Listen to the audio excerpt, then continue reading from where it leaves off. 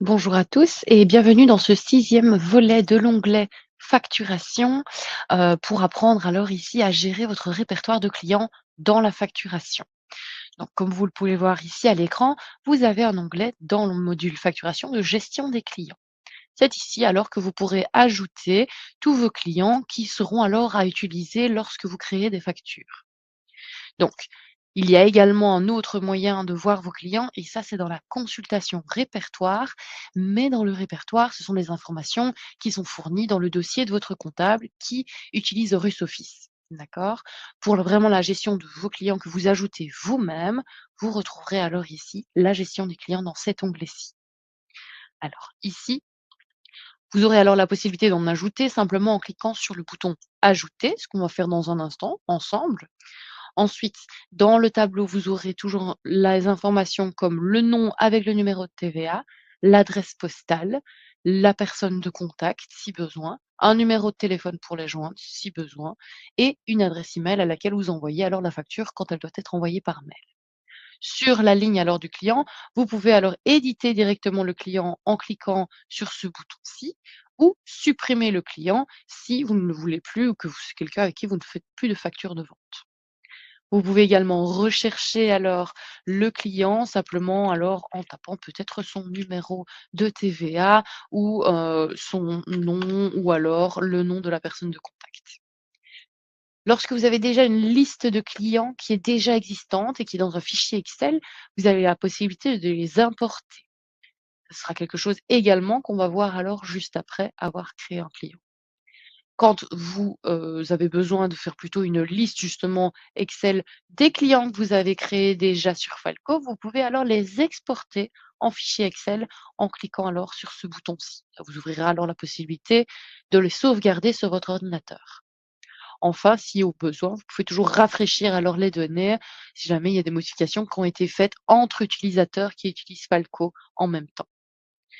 Pour ajouter un client, simplement, vous allez commencer par cliquer sur le bouton Ajouter et choisir alors, enfin, d'écrire le nom du client en question. Ici, on va faire un test, donc ce sera le client test, voilà, et un numéro TVA alors fictif ici, dans le cadre de cette démonstration. Là,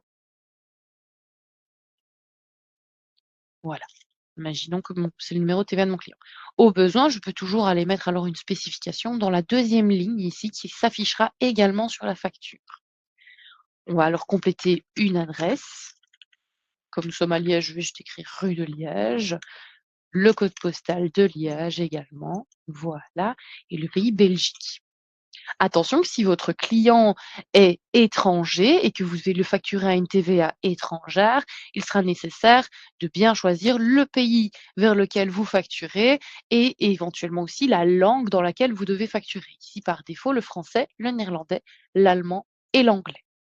Une fois que vous aurez choisi la langue par défaut et le pays, cela va permettre de configurer votre facture de manière différente.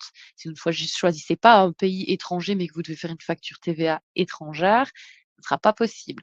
Même chose dans la langue, si vous devez choisir que la langue soit en anglais pour un client que vous allez facturer, par exemple, au Royaume-Uni, il sera nécessaire de bien mettre anglais ici pour que la facture soit traduite en anglais une fois configurée dans votre onglet de configuration de la facturation. Il est également important, lorsque votre client est assujetti à la TVA, de bien le cocher ici pour pouvoir alors lui envoyer des factures sur PayPal ou simplement également quand il est à l'étranger, de bien décocher la case pour être sûr alors que vous puissiez avoir l'option de TVA étrangère. Lorsque vous devez envoyer vos factures par mail au client, il est nécessaire alors de mettre une adresse mail ici pour votre autre client. Ici, on va faire une adresse mail de test. Hop, voilà. Quand le V s'affiche, c'est que l'adresse mail est bien vérifiée. Si une croix apparaît, imaginons ici que je mette une adresse mail qui n'est pas reconnue, vous pouvez cliquer sur la croix pour avoir la possibilité de tout de même l'utiliser. Attention qu'il faut vérifier que l'adresse mail existe bien et que votre client peut bien recevoir si vous cliquez sur utiliser quand même. Voilà. Hop, on va corriger ceci. Une fois que j'ai rempli encore le téléphone, la personne de contact ou une note éventuelle au besoin, vous pouvez également ajouter des adresses mail s'il y a plusieurs adresses mail à qui envoyer. Parfois, il y a des services de facturation dans une entreprise, etc. Vous pouvez l'ajouter ici. Une fois que tout est rempli, du côté des informations du client, je peux alors aller encore modifier quelques paramètres de facturation, dont l'envoi vers PayPal. Donc ici, je choisis par défaut de l'envoyer par PayPal étant donné que mon client a un numéro TVA. Celui-ci étant un numéro fictif, PayPal, il n'est pas inscrit sur PayPal et donc il n'a pas pu être déterminé. Dans le cas où PayPal ne parvient pas à déterminer automatiquement, enfin Falcon ne parvient pas à déterminer automatiquement l'identifiant PayPal de votre client, vous pouvez alors ici modifier l'identifiant et alors choisir de l'inscrire. Et comme pour tous les identifiants PayPal, il y a bien 4 chiffres, 2 points et puis le numéro d'identifiant qui sera fourni par votre client. Voilà. Ici, dans ce cas-ci, c'est un numéro fictif, donc il n'y a pas de destination PayPal. Vous pouvez également alors choisir de configurer une date d'échéance par défaut pour votre facture, comme vous le voyez ici, ou pour vos devis. Parce que alors pour le client, lorsque vous créez des factures ou des devis, il y aura à chaque fois une date d'échéance par défaut dans la configuration. Et enfin, vous pouvez définir alors un message par mail lors des envois de la facture par mail qui sera toujours le même pour tel ou tel client. Ici, comme c'est un client test, je pourrais simplement écrire bonjour, cher client test. Et alors, à chaque fois que j'enverrai une facture à ce client test, j'aurai alors bonjour, cher client test. Voilà. Une fois que les informations sont bien remplies, hop, ici, je vais pouvoir alors enregistrer, mais comme c'est un numéro fictif, il ne s'enregistre pas. Et je pouvais pouvoir alors retrouver mon client dans la liste. J'ai donc un autre client test ici pour cette version. Et dans ce cas-ci, simplement, je retrouve les informations de mon client test. Vous pouvez voir qu'une fois qu'un client est enregistré, il y a une bannière qui s'écrit au-dessus d'une couleur. Quand c'est vert, c'est qu'elle est liée à la comptabilité sans différence. Donc, ça veut dire qu'elle se retrouve dans votre onglet collecte répertoire et les informations que vous avez encodées sont les mêmes que les informations encodées par votre comptable dans votre dossier de comptabilité. Il est également possible que ce mot soit en orange. Dans ce cas-là, ça signifie qu'il y a des informations qui ne sont pas toutes pareilles en comptabilité et vous avez la possibilité alors de modifier ces informations et de choisir lesquelles garder en cliquant sur cette fenêtre de synchronisation vers la comptabilité.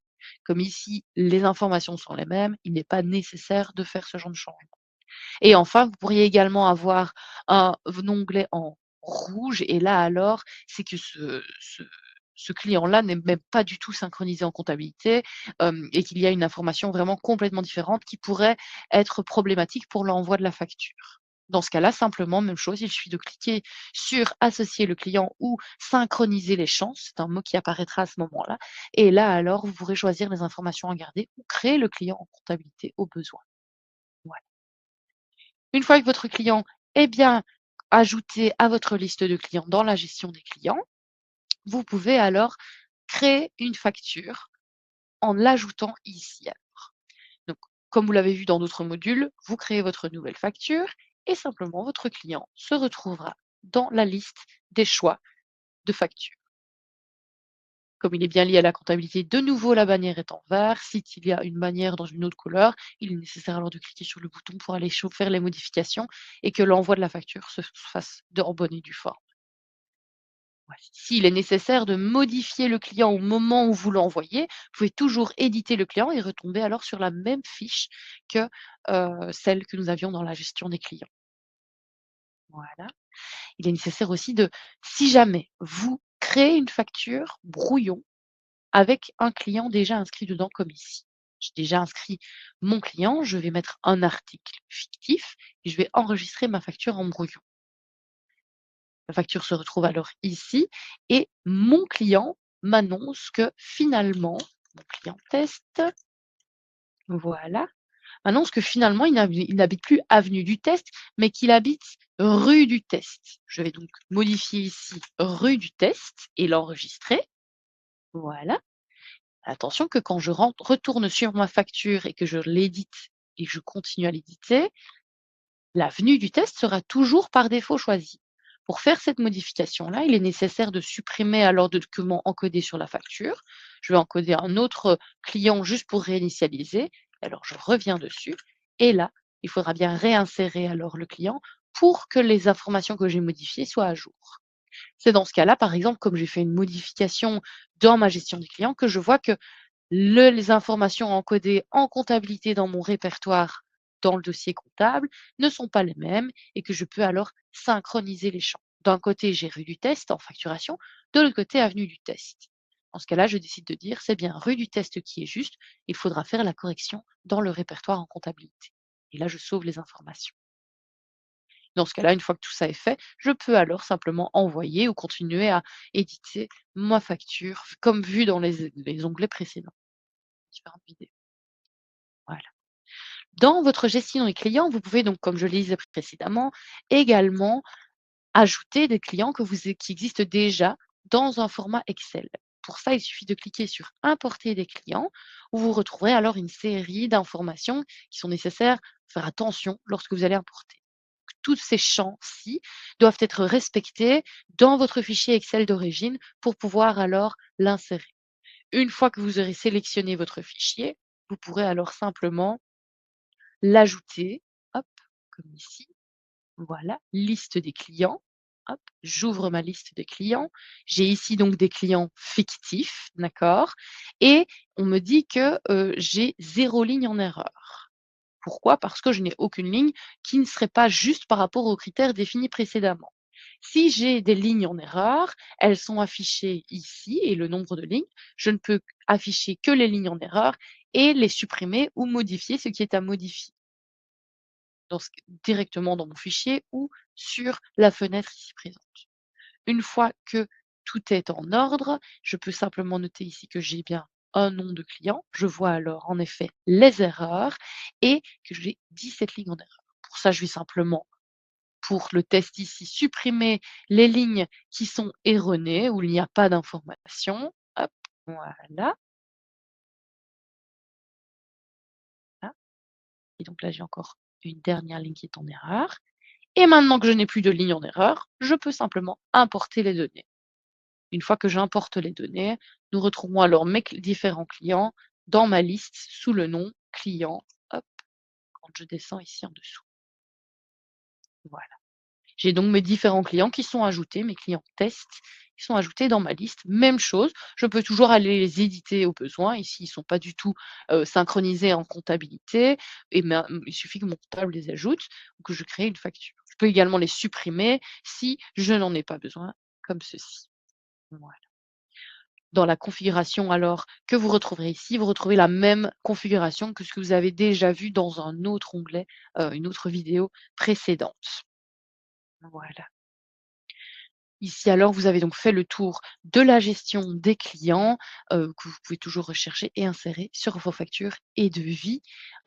Bien faire attention qu'alors, il y a également une différence avec, comme je le disais précédemment, le répertoire en comptabilité qui, celle-ci, est bien gérée par votre comptable.